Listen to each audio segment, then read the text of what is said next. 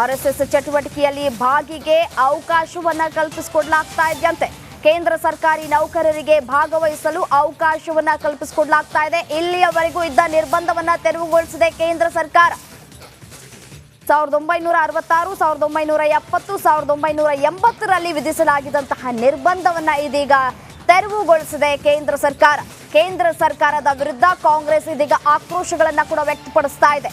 ಕೇಂದ್ರದ ಸಿಬ್ಬಂದಿ ಸಾರ್ವಜನಿಕ ಕುಂದುಕೊರತೆ ಪಿಂಚಣಿ ಇಲಾಖೆಯಿಂದ ಆದೇಶವನ್ನ ಹೊರಡಿಸಲಾಗಿರುವಂತದ್ದು. ಇದೇ ವಿಚಾರಕ್ಕೆ ಸಂಬಂಧಪಟ್ಟಂತೆ ಮತ್ತಷ್ಟು ಡೀಟೇಲ್ಸ್ ಕೊಡ್ತಾ ಹೋಗ್ತಾರೆ ನನ್ನ ಕಲೀಗ್ ನಟೇಶ್ ದೂರವಾಣಿ ಸಂಪರ್ಕದಲ್ಲಿದ್ದಾರೆ. ಎಸ್ಎನು ನಟೇಶ್, ಆರ್ಎಸ್ಎಸ್ ಚಟುವಟಿಕೆಯಲ್ಲಿ ಭಾಗಿಗೆ ಇದೀಗ ಅವಕಾಶವನ್ನ ಕಲ್ಪಿಸಿಕೊಡ್ಲಾಗಿರುವಂತದ್ದು.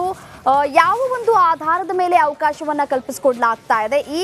ಈ ಹಿಂದೆ ಇದ್ದಂತಹ ಆದೇಶವನ್ನ ರದ್ದು ಯಾವಾಗಿಂದ ಆಗತ್ತೆ? ಇಮಿಡಿಯೇಟ್ ಆಗಿ ಆಗುತ್ತಾ, ಹೇಗೆ ಅಂತ ಡೀಟೇಲ್ಸ್ ನೀಡ್ತಾ ಹೋಗೋದಾದ್ರೆ?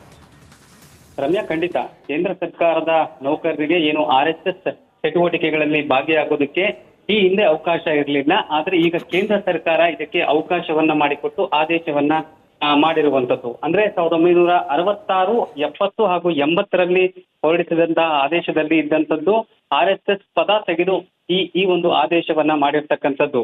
ಇದಕ್ಕೆ ಸಂಬಂಧಪಟ್ಟಂತೆ ಈಗಾಗಲೇ ಏನು ಕಾಂಗ್ರೆಸ್ ಸಾಕಷ್ಟು ವಿರೋಧವನ್ನ ಕೂಡ ವ್ಯಕ್ತ ಆಗ್ತಾ ಇರ್ತಕ್ಕಂಥದ್ದು. ಹಾಗೇನೆ ಸೆಷನ್ ಅಂದ್ರೆ ಪಾರ್ಲಿಮೆಂಟ್ ನಲ್ಲೂ ಕೂಡ ಈ ಬಗ್ಗೆ ಚರ್ಚೆ ಆಗಿರುವಂತದ್ದು. ಕಾಂಗ್ರೆಸ್ ಇದಕ್ಕೆ ಸಂಪೂರ್ಣವಾಗಿ ವಿರೋಧವನ್ನ ವ್ಯಕ್ತಪಡಿಸ್ತಾ ಇರ್ತಕ್ಕಂಥದ್ದು.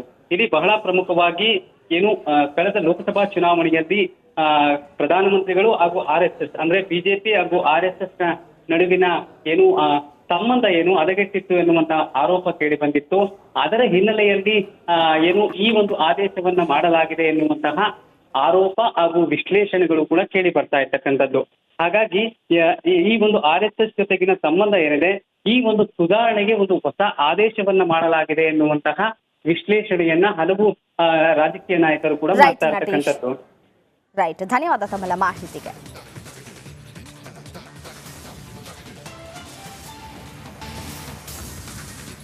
ಆರ್ಎಸ್ಎಸ್ ಚಟುವಟಿಕೆಯಲ್ಲಿ ಭಾಗಿಗೆ ಅವಕಾಶವನ್ನ ಕಲ್ಪಿಸಿಕೊಡ್ಲಾಗ್ತಾ ಇದೆಯಂತೆ. ಕೇಂದ್ರ ಸರ್ಕಾರಿ ನೌಕರರಿಗೆ ಭಾಗವಹಿಸಲು ಅವಕಾಶವನ್ನ ಕಲ್ಪಿಸಿಕೊಡಲಾಗ್ತಾ ಇದೆ. ಇಲ್ಲಿಯವರೆಗೂ ಇದ್ದ ನಿರ್ಬಂಧವನ್ನ ತೆರವುಗೊಳಿಸಿದೆ ಕೇಂದ್ರ ಸರ್ಕಾರ. 1966, 1970, 1980ರಲ್ಲಿ ವಿಧಿಸಲಾಗಿದ್ದಂತಹ ನಿರ್ಬಂಧವನ್ನ ಇದೀಗ ತೆರವುಗೊಳಿಸಿದೆ ಕೇಂದ್ರ ಸರ್ಕಾರ. ಕೇಂದ್ರ ಸರ್ಕಾರದ ವಿರುದ್ಧ ಕಾಂಗ್ರೆಸ್ ಇದೀಗ ಆಕ್ರೋಶಗಳನ್ನ ಕೂಡ ವ್ಯಕ್ತಪಡಿಸ್ತಾ ಇದೆ. ಕೇಂದ್ರದ ಸಿಬ್ಬಂದಿ ಸಾರ್ವಜನಿಕ ಕುಂದುಕೊರತೆ ಪಿಂಚಣಿ ಇಲಾಖೆಯಿಂದ ಆದೇಶವನ್ನ ಹೊರಡಿಸಲಾಗಿರುವಂತದ್ದು. ಇದೇ ವಿಚಾರಕ್ಕೆ ಸಂಬಂಧಪಟ್ಟಂತೆ ಮತ್ತಷ್ಟು ಡೀಟೇಲ್ಸ್ ಕೊಡ್ತಾ ಹೋಗ್ತಾರೆ ನನ್ನ ಕಲೀಗ್ ನಟೇಶ್ ದೂರವಾಣಿ ಸಂಪರ್ಕದಲ್ಲಿದ್ದಾರೆ. ಎಸ್ಎನು ನಟೇಶ್, ಆರ್ಎಸ್ಎಸ್ ಚಟುವಟಿಕೆಯಲ್ಲಿ ಭಾಗಿಗೆ ಇದೀಗ ಅವಕಾಶವನ್ನ ಕಲ್ಪಿಸಿಕೊಡ್ಲಾಗಿರುವಂತದ್ದು. ಯಾವ ಒಂದು ಆಧಾರದ ಮೇಲೆ ಅವಕಾಶವನ್ನ ಕಲ್ಪಿಸಿಕೊಡ್ಲಾಗ್ತಾ ಇದೆ? ಈ ಹಿಂದೆ ಇದ್ದಂತಹ ಆದೇಶವನ್ನ ರದ್ದು ಯಾವಾಗಿಂದ ಆಗತ್ತೆ? ಇಮಿಡಿಯೇಟ್ ಆಗಿ ಆಗುತ್ತಾ, ಹೇಗೆ ಅಂತ ಡೀಟೇಲ್ಸ್ ನೀಡ್ತಾ ಹೋಗೋದಾದ್ರೆ? ರಮ್ಯಾ, ಖಂಡಿತ ಕೇಂದ್ರ ಸರ್ಕಾರದ ನೌಕರರಿಗೆ ಏನು ಆರ್ಎಸ್ಎಸ್ ಚಟುವಟಿಕೆಗಳಲ್ಲಿ ಭಾಗಿಯಾಗೋದಕ್ಕೆ ಈ ಹಿಂದೆ ಅವಕಾಶ ಇರಲಿಲ್ಲ. ಆದ್ರೆ ಈಗ ಕೇಂದ್ರ ಸರ್ಕಾರ ಇದಕ್ಕೆ ಅವಕಾಶವನ್ನ ಮಾಡಿಕೊಟ್ಟು ಆದೇಶವನ್ನ ಮಾಡಿರುವಂತದ್ದು. ಅಂದ್ರೆ 1966, 70 ಹಾಗೂ 80ರಲ್ಲಿ ಹೊರಡಿಸಿದಂತಹ ಆದೇಶದಲ್ಲಿ ಇದ್ದಂಥದ್ದು ಆರ್ಎಸ್ಎಸ್ ಪದ ತೆಗೆದು ಈ ಒಂದು ಆದೇಶವನ್ನ ಮಾಡಿರ್ತಕ್ಕಂಥದ್ದು. ಇದಕ್ಕೆ ಸಂಬಂಧಪಟ್ಟಂತೆ ಈಗಾಗಲೇ ಏನು ಕಾಂಗ್ರೆಸ್ ಸಾಕಷ್ಟು ವಿರೋಧವನ್ನ ಕೂಡ ವ್ಯಕ್ತ ಆಗ್ತಾ ಇರ್ತಕ್ಕಂಥದ್ದು. ಹಾಗೇನೆ ಸೆಷನ್ ಅಂದ್ರೆ ಪಾರ್ಲಿಮೆಂಟ್ ನಲ್ಲೂ ಕೂಡ ಈ ಬಗ್ಗೆ ಚರ್ಚೆ ಆಗಿರುವಂತದ್ದು. ಕಾಂಗ್ರೆಸ್ ಇದಕ್ಕೆ ಸಂಪೂರ್ಣವಾಗಿ ವಿರೋಧವನ್ನ ವ್ಯಕ್ತಪಡಿಸ್ತಾ ಇರ್ತಕ್ಕಂಥದ್ದು. ಇಲ್ಲಿ ಬಹಳ ಪ್ರಮುಖವಾಗಿ ಏನು ಕಳೆದ ಲೋಕಸಭಾ ಚುನಾವಣೆಯಲ್ಲಿ ಪ್ರಧಾನಮಂತ್ರಿಗಳು ಹಾಗೂ ಆರ್ಎಸ್ಎಸ್ ಅಂದ್ರೆ ಬಿಜೆಪಿ ಹಾಗೂ ಆರ್ಎಸ್ಎಸ್ ನಡುವಿನ ಏನು ಸಂಬಂಧ ಏನು ಹದಗೆಟ್ಟಿತ್ತು ಎನ್ನುವಂತ ಆರೋಪ ಕೇಳಿ ಬಂದಿತ್ತು. ಅದರ ಹಿನ್ನೆಲೆಯಲ್ಲಿ ಏನು ಈ ಒಂದು ಆದೇಶವನ್ನ ಮಾಡಲಾಗಿದೆ ಎನ್ನುವಂತಹ ಆರೋಪ ಹಾಗೂ ವಿಶ್ಲೇಷಣೆಗಳು ಕೂಡ ಕೇಳಿ ಬರ್ತಾ ಇರ್ತಕ್ಕಂಥದ್ದು. ಹಾಗಾಗಿ ಈ ಒಂದು ಆರ್ಎಸ್ಎಸ್ ಜೊತೆಗಿನ ಸಂಬಂಧ ಏನಿದೆ, ಈ ಒಂದು ಸುಧಾರಣೆಗೆ ಒಂದು ಹೊಸ ಆದೇಶವನ್ನ ಮಾಡಲಾಗಿದೆ ಎನ್ನುವಂತಹ ವಿಶ್ಲೇಷಣೆಯನ್ನ ಹಲವು ರಾಜಕೀಯ ನಾಯಕರು ಕೂಡ ಮಾಡ್ತಾ ಇರ್ತಕ್ಕಂಥದ್ದು. ರೈಟ್, ಧನ್ಯವಾದ ತಮ್ಮೆಲ್ಲ ಮಾಹಿತಿಗೆ.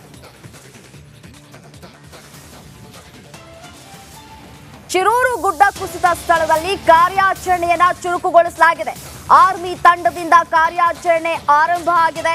ರಿಪಬ್ಲಿಕ್ ಕನ್ನಡದಲ್ಲಿ ಎಕ್ಸ್ಕ್ಲೂಸಿವ್ ನ ದೃಶ್ಯಗಳು. ರೆಡಾರ್ ಸಾಧಕಗಳನ್ನ ಬಳಕೆ ಮಾಡಿಕೊಂಡು ಕಾರ್ಯಾಚರಣೆಯನ್ನ ಇಲ್ಲಿ ಆರಂಭ ಮಾಡಲಾಗ್ತಾ ಇದೆ. ರೆಡಾರ್ ಸಾಧಕಗಳನ್ನ ಬಳಸಿಕೊಂಡು ಇದೀಗ ಕಾರ್ಯಾಚರಣೆ ಆರಂಭ ಆಗಿರುವಂತದ್ದು. ಶಿರೂರು ಗುಡ್ಡ ಕುಸಿತ ಸ್ಥಳದಲ್ಲಿ ಈಗಾಗಲೇ ಇನ್ನೂ ಕೂಡ 4 ಜನ ನಾಪತ್ತೆಯಾಗಿದ್ದಾರೆ. ಆ 4 ಜನರ ಪತ್ತೆಗಾಗಿ ಇದೀಗ ಶೋಧ ಕಾರ್ಯವನ್ನ ಮುಂದುವರಿಸಲಾಗಿದೆ. ಆರ್ಮಿ ಕೂಡ ಇದೀಗ ಎಂಟ್ರಿಯನ್ನ ಕೊಟ್ಟಿರುವಂತದ್ದು. ಹುಡುಕಾಟದಲ್ಲಿ ಕಾರ್ಯಾಚರಣೆಯಲ್ಲಿ ಇದೀಗ ಬರದಿಂದ ಸಾಗ್ತಾ ಇರುವಂತದ್ದು ದೃಶ್ಯಗಳೆಲ್ಲ ಕೂಡ ಗಮನಿಸ್ತಾ ಇದ್ದೀರಿ. ಗುಡ್ಡ ಕುಸಿದ ಸ್ಥಳದಲ್ಲಿ ಕಾರ್ಯಾಚರಣೆ ಯಾವ ರೀತಿಯಾಗಿ ಸಾಗ್ತಾ ಇದೆ ಅನ್ನೋದರ ಕುರಿತು ಎಕ್ಸ್ಕ್ಲೂಸಿವ್ ಡೀಟೇಲ್ಸ್ ನಿಮ್ಮ ರಿಪಬ್ಲಿಕ್ ಕನ್ನಡದಲ್ಲಿ ಮಾತ್ರ. ಸ್ಥಳದಲ್ಲೇ ಇದ್ದು ನನ್ನ ಕಲೀಗ್ ನಾಗೇಂದ್ರ ಬಾಬು ಡೀಟೇಲ್ಸ್ ಅನ್ನ ಕೂಡ ನೀಡ್ತಾ ಇದ್ದಾರೆ. ಸ್ಥಳದಲ್ಲಿ ಯಾವ ರೀತಿಯಾಗಿ ಕಾರ್ಯಾಚರಣೆಯನ್ನ ಮಾಡಲಾಗ್ತಾ ಇದೆ ಅನ್ನೋದರ ಕುರಿತು ಇಂಚಿಂಚು ಮಾಹಿತಿಯನ್ನ ನಿಮ್ಮ ರಿಪಬ್ಲಿಕ್ ಕನ್ನಡ ನೀಡ್ತಾ ಇರುವಂತದ್ದು. ಆರ್ಮಿ ತಂಡದಿಂದ ಕಾರ್ಯಾಚರಣೆಯನ್ನ ಈಗಾಗಲೇ ಆರಂಭ ಮಾಡಲಾಗಿರುವಂತದ್ದು. ರಿಪಬ್ಲಿಕ್ ಕನ್ನಡದಲ್ಲಿ ಆ ಕುರಿತ ಎಕ್ಸ್ಕ್ಲೂಸಿವ್ ದೃಶ್ಯಾವಳಿಗಳು, ಅಂದ್ರೆ ಯಾವ ರೀತಿಯಾಗಿ ಕಾರ್ಯಾಚರಣೆ ಆಗ್ತಾ ಇದೆ ಅನ್ನೋದರ ಕುರಿತ ಎಕ್ಸ್ಕ್ಲೂಸಿವ್ ದೃಶ್ಯಾವಳಿಗಳು ರಿಪಬ್ಲಿಕ್ ಕನ್ನಡದಲ್ಲಿ ಮಾತ್ರ. ದೃಶ್ಯದಲ್ಲೂ ಕೂಡ ಗಮನಿಸ್ತಾ ಇದ್ದೀರಿ, ರೆಡಾರ್ ಸಾಧಕಗಳನ್ನ ಬಳಕೆ ಮಾಡಿಕೊಂಡು ಇದೀಗ ಕಾರ್ಯಾಚರಣೆಯನ್ನ ಆರಂಭ ಮಾಡಲಾಗಿರುವಂತದ್ದು. ಒಟ್ಟು 4 ಜನ ಈ ಒಂದು ಗುಡ್ಡ ಕುಸಿತದಲ್ಲಿ ಸಿಲುಕಿಕೊಂಡಿದ್ದಾರೆ ಅನ್ನುವಂತಹ ಡೀಟೇಲ್ಸ್ ಸಿಕ್ಕಿದೆ. ಈ 4 ಜನರ ಹುಡುಕಾಟವನ್ನ ಮುಂದುವರಿಸಲಾಗಿರುವಂತದ್ದು. ಕಾರ್ಯಾಚರಣೆಯನ್ನ ಗುಡ್ಡ ಕುಸಿತ ಸ್ಥಳದಲ್ಲಿ ಕಾರ್ಯಾಚರಣೆ ಯಾವ ರೀತಿಯಾಗಿ ಸಾಗ್ತಾ ಇದೆ ಅನ್ನೋದರ ಕುರಿತ ಎಕ್ಸ್ಕ್ಲೂಸಿವ್ ದೃಶ್ಯಾವಳಿಗಳನ್ನ ಗಮನಿಸ್ತಾ ಇದ್ದೀರಿ. ನಮಸ್ಕಾರ, ಕರ್ನಾಟಕ ಪ್ರೈಮ್ ಟೈಮ್ಗೆ ಸ್ವಾಗತ. ನಾನು ಜಯಪ್ರಕಾಶ್ ಶೆಟ್ಟಿ. ಇಡೀ ಕರ್ನಾಡು ಇವತ್ತು ರೆಬೆಲ್ ಆಗಿ ನಿಂತಿದೆ. ಈ ಹಗರಣಗಳನ್ನು ಸದನದಲ್ಲಿ ಪ್ರಸ್ತಾಪ ಮಾಡಲು ಕೂಡ ಕಾಂಗ್ರೆಸ್ ಹಿಂದೇಟು ಹಾಕಿದ್ದೇಕೆ? ನಿಮ್ಗೆ ಸಂಬಳ ಅದಕ್ಕೆ, ನಿಮಗೆ ವಾಹನ ಅದಕ್ಕೆ, ನಿಮಗೆ ವೆಪನ್ ಅದಕ್ಕೆ, ನೀವು ಅದನ್ನು ಸೆರೆ ಹಿಡಿಬೇಕಾಗಿದೆ. ನೀವು ವಿದ್ಯುತ್ ಬರ ಇದೆ ಅಂತ ಹೇಳ್ತಾ ಇದ್ದೀರಿ, ಎಲ್ಲಿ ಬರ ಇದೆ ನೀವು ಹೇಳಬೇಕು. ಪಾಕಿಸ್ತಾನ್ ಆಕ್ಯುಪೈಡ್ ಕಾಶ್ಮೀರ್ ಅದು ಎಂದೆಂದಿಗೂ ನಮ್ಮದು. 40 ಮೆಷಿನ್ಗಳು ತಂದಿತ್ತು ನೋಟ್ ಎಣಿಸುವುದಕ್ಕೆ, ಅದೇ ಹಾಳಾಯಿತು. ಮಥುರಾದ ಗಲಾಟೆ ಇದೆಯಲ್ಲ, ಅದು ಸ್ಥಳೀಯವಾಗಿ ಕೂತು ಪರಿಹರಿಸಬಹುದಾದಂಥ ಕಾನೂನಿದೆ. ಗ್ಯಾರಂಟಿ ಯೋಜನೆಯಿಂದ ನಷ್ಟ ಆಗಿದೆ, ಲಾಭ ಆಗಿದೆ, ದಯವಿಟ್ಟು ಹೇಳಿ. Dawood Ibrahim most wanted criminal ಯಾವಾಗಾದ ಅಂದರೆ ಇಲ್ಲಿ ತನಕ ಭಾರತ ದೇಶದಲ್ಲಿ ಓರ್ವ ದಲಿತ ಪ್ರಧಾನಿಯಾದಂಥ ಇತಿಹಾಸವೇ ಇಲ್ಲ. ರಿಪಬ್ಲಿಕ್ ವರ್ಲ್ಡ್ ಆಪ್ ಇದು ಕೇವಲ ಅಪ್ಲಿಕೇಶನ್ ಅಲ್ಲ, ಸಮಗ್ರ ಸುದ್ದಿಗಳ ಸಂಪರ್ಕ ಮಾರ್ಗಕ್ಕೆ ಕ್ರಾಂತಿಕಾರಿ ಬದಲಾವಣೆ. ರಿಪಬ್ಲಿಕ್ ವರ್ಲ್ಡ್ ಆಪ್ ಕೇವಲ ಸುದ್ದಿ ಅಪ್ಲಿಕೇಶನ್ ಅನ್ನ ಪರಿಚಯ ಮಾಡ್ತಾ ಇಲ್ಲ, ಬದಲಾಗಿ ಡಿಜಿಟಲ್ ಸುದ್ದಿ ಬಳಕೆಯ ಹೊಸ ಯುಗಕ್ಕೆ ನಾಂದಿ ಹಾಡ್ತಾ ಇದೆ. ಇದೊಂದು ಬ್ರೇಕಿಂಗ್ ನ್ಯೂಸ್, ಪ್ರಭಾವಶಾಲಿ ಕಾರ್ಯಕ್ರಮಗಳಿಗೆ ಗಟ್ಟಿಯಾದ ವೇದಿಕೆ. ರಿಪಬ್ಲಿಕ್ ವರ್ಲ್ಡ್ ಅಪ್ಲಿಕೇಶನ್ ಈಗ ಲೈವ್ ಆಗಿದೆ. ಗೂಗಲ್ ಪ್ಲೇ ಸ್ಟೋರ್ ಮತ್ತು ಆಪಲ್ ಆಪ್ ಸ್ಟೋರ್ ಎರಡರಲ್ಲೂ ಲಭ್ಯವಿದೆ. ಈಗಲೇ ಡೌನ್ಲೋಡ್ ಮಾಡಿ.